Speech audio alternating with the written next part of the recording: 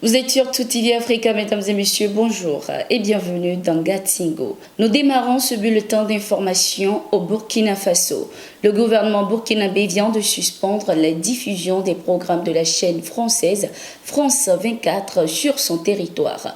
Dans un communiqué en date de ce 27 mars 2023, les autorités burkinabées dénoncent notamment une interview accordée au chef d'Al-Qaïda au Maghreb islamique, Ahmed Abou Youssouf Al-Anabi, il y a quelques semaines sur la chaîne d'information France 24. Le gouvernement se désole de voir que le chef d'une organisation terroriste comme Ahmed est reconnu comme tel par l'ensemble de la communauté internationale puisse bénéficier des largesses éditoriales de France 24 pour s'exprimer longuement sur les antennes de la chaîne. Cette organisation est-il besoin de le rappeler adepte d'un terrorisme djihadiste et l'auteur de crimes odieux qui choquent la conscience humaine et qui ont fait des milliers de victimes à travers le monde. En ouvrant ses antennes aux premiers responsables d'ACMI, France 24 ne fait pas seulement office d'agence de communication pour ces terroristes.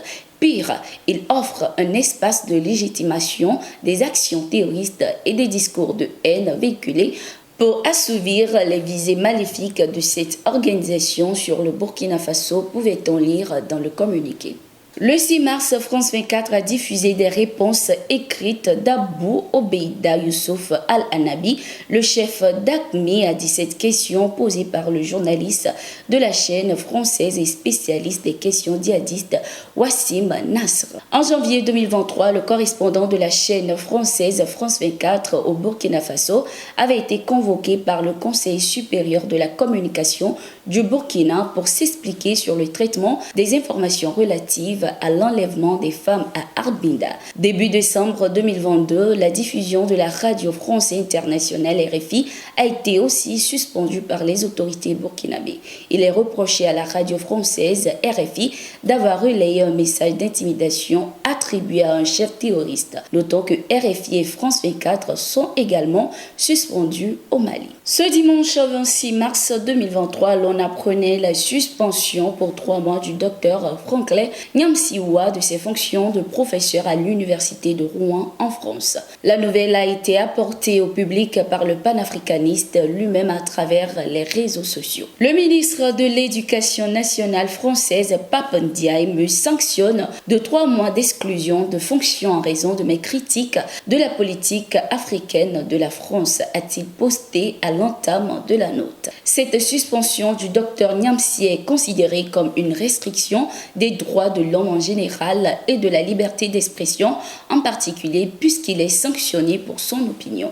Spécialiste de la géopolitique et des sujets concernant l'Afrique, Franklin Nyamsiwa a toujours défendu la politique africaine de la France. Le franco-camerounais est régulièrement accusé par la France d'être rémunéré par la Russie afin de vanter les bienfaits de celle-ci en Afrique au détriment de la France. Ces allégations n'ont jamais été prouvées par les autorités françaises. Les ministres et experts de tous les États membres de la CEDEAO sont à Banjul, la capitale gambienne. Du 27 au 30 mars, ces experts et ministres de la communauté économique des États de l'Afrique de l'Ouest vont discuter, examiner et valider le rapport du dernier comité technique de gestion ECOSAM sur les normes. Les normes comme le système d'énergie renouvelable et système hybride pour l'électrification rurale ou encore le système intégré seront révisés au cours de cette réunion.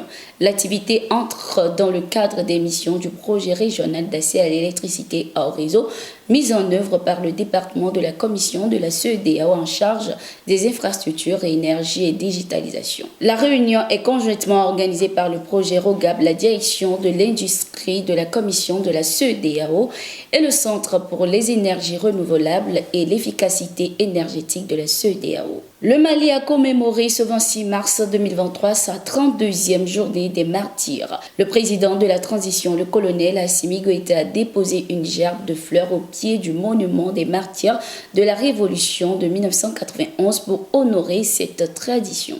Ce 32e anniversaire intervient dans un contexte marqué par la refondation de notre État, notamment le vote de la nouvelle loi électorale, l'organisation du territoire, la mise en place de l'autorité indépendante de gestion des élections, la présentation du nouveau projet de constitution aux autorités et légitimités traditionnelles et aussi aux forces vives de la nation. Il appartient au peuple souverain du Mali de donner une nouvelle orientation qualitative à notre démocratie à travers le référendum qui sera bientôt organisé, a laissé entendre le colonel Assimi Goïta. Par la même occasion, le président de la transition malienne a salué la résilience du peuple malien qui, selon lui, a non seulement permis la montée en puissance des forces armées maliennes, mais aussi la réalisation de certaines réformes. Au Burkina Faso, plusieurs terroristes ont été neutralisés à Oursi ce 26 mars 2023 grâce à des opérations aériennes. Au nombre d'une quarantaine, ces terroristes ont été surpris par l'armée burkinabé alors qu'ils étaient en pleine réunion selon les informations. L'armée burkinabé a acquis récemment des vecteurs aériens de pointe et des opérations aéroterrestres d'envergure sont engagées sur plusieurs fronts. Le Mali a aussi annoncé de son côté sa volonté de partager ces nouvelles acquisitions avec le Burkina Faso. Confrontés à des attaques terroristes depuis 2015, les autorités burkinabées ont multiplié les actions offensives contre les groupes armés terroristes. Merci d'être resté avec nous, c'est la fin de ce numéro de Gatingo. Nous sommes en continu sur nos différentes plateformes.